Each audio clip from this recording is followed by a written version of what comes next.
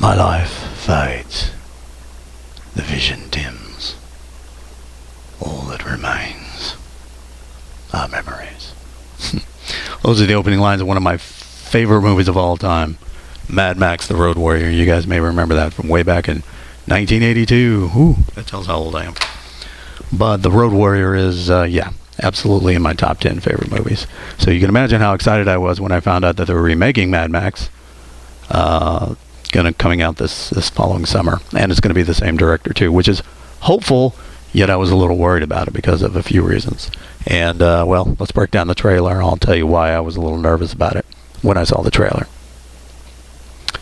So we've got the lovely logo here. Here's the opening shot. Warner Brothers again, same director, same company. So you would think that would be hopeful. However, this is the opening shot, and man, this reminds me a lot of The Road Warrior. The very, almost exact same shot of The Road Warrior when Mel Gibson was up on the hill. Here's the first thing that worried me a little bit in this trailer. You've got this little, where is he here? Here it is. This little silly CG gecko, which I don't know why they put a computer graphics gecko in this. In the most recent issue of Entertainment Weekly, George Miller swore that he wasn't going to use any computer graphics. He says, I'm not going to use very limited computer graphics. And immediately, first shot of the film, here we go. We've got the silly gecko from the Geico commercials. 15 minutes can save you 15% on car insurance. I guess that's what this is, that it's a joke about that. You know, Australian film, Australian gecko. I guess that's what this is, but I'm hoping it doesn't make it into the final movie. It's just silly, and it doesn't need it. This whole shot would be fine without the silly gecko in there. Hopefully they'll take it out, and hopefully George Miller will keep his promise not to overuse digital special effects. But as you can see, the little gecko goes on and he runs on and he gets trampled. Like I said, I suppose this is a joke about the Geico commercial. I think Mad Max here is actually going to the bathroom in the desert, which makes sense. One of the first things you find out, and here he says, I'm Mad Max. One of the first things you find out in the film is that there is a water shortage, not just gasoline, as you remember in the first movie. So there's a water shortage, and that makes much more sense why they're in the desert. Why the desert setting and all that kind of stuff. Here's another little thing that worried me. Almost immediately you can see that the V8 Interceptor, which was the cool thing about the Road Warriors, he had this badass car, immediately gets trashed. So it looks like he wrecks it, gets captured immediately, and he becomes a victim. So that's going to disappoint fans a little bit that the V8 Interceptor isn't going to be in the movie a bit more. We'd hoped, he would be in there. And honestly, that was one of the things that killed it, going from the Road Warrior to the third film, which we shall not mention much here, which is Beyond Thunderdome, which was terrible. This is perhaps the movie that should have been the third Mad Max movie. But in Beyond Thunderdome, you remember they took away the cars. You can't have the Road Warrior without the road, and that's one of the things that made Beyond Thunderdome so terrible, is that Mad Max was on foot throughout most of the films. I mean, come on, you got to give him a car. He's Mad Max. So this doesn't look so much like a remake as it is maybe what the third film should have been. This should have been Mad Max 3 back in the 80s instead of Beyond Thunderdome. Interesting scene here where he's getting tattooed on the back, and this makes me a little bit hopeful, even though that's a depressing scene. Makes me a little bit hopeful that maybe this film will have an R rating, because that's where it should be. Road Warrior was rated R. Yeah, let me double check that. Is it rated R? Yeah, Road Warrior's rated R. And Mad Max Beyond Thunderdome, just for example, by comparison, was rated PG-13. Yeah, you can't have an apocalyptic movie rated PG-13 with kids.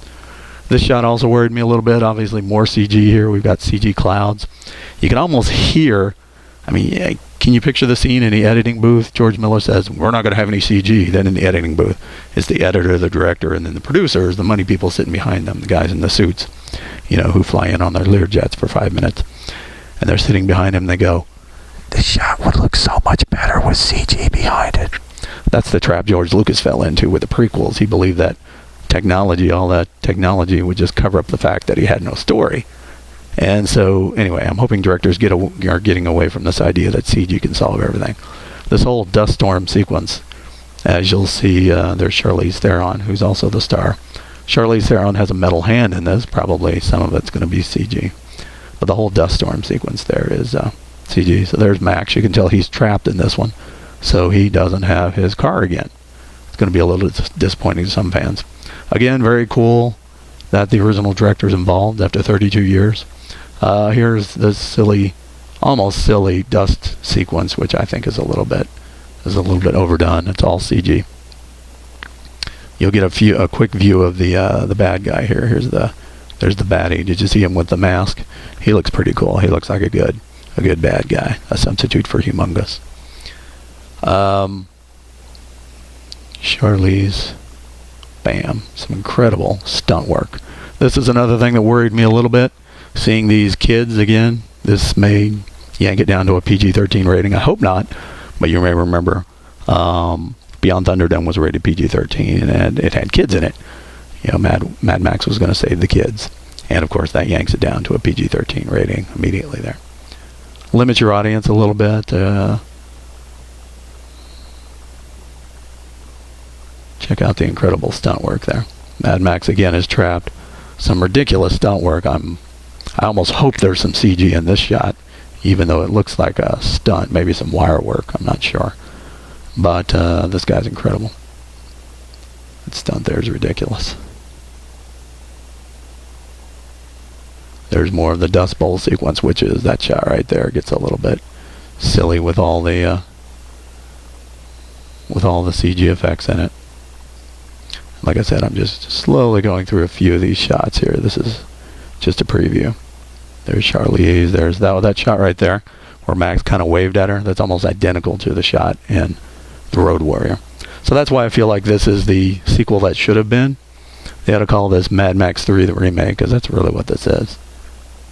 I love the guys up on poles. That's crazy. Apparently the whole movie here is, most of the movie goes without dialogue. It's one long chase. You remember in The Road Warrior that the last probably 30 minutes of the movie was the chase, and in this one George Miller just decided, well, that was the most popular part of the movie, so let's make the whole movie the chase in this one, and that's kind of cool. That makes sense.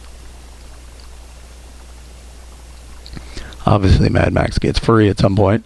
This shot right here, boom, that's almost identical from Mad Max, from the Road Warrior movie.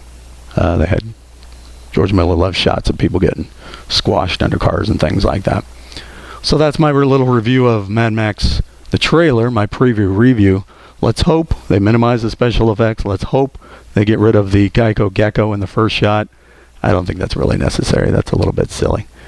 And, easy on the CG. We've got 6 months until the movie comes out, so they're still editing now. So producers, please don't whisper in the back of his head and tell him to put more CG in this movie. It doesn't need it. The movie looks fantastic as it is. One other interesting thing, I heard they had to shoot in Nairobi as opposed to the Outback. So they're not in Australia anymore because the Outback had gotten a bunch of rain and it had been all green. So it wasn't the dystopian nightmare that they had wanted for the film. So they had to go to a real desert. But the lack of water looks good. The story looks good. The stunts look amazing. Let's hope they just don't jack it up with too much silly CG. Please get rid of the little gecko there in the final movie, and don't overdo the dust storm. I understand for physical reasons that would have to be CG, but let's not go all Phantom Menace here, honest. Okay guys, that's about it. That's my preview review of Mad Max Fury Road. I'll catch you guys later.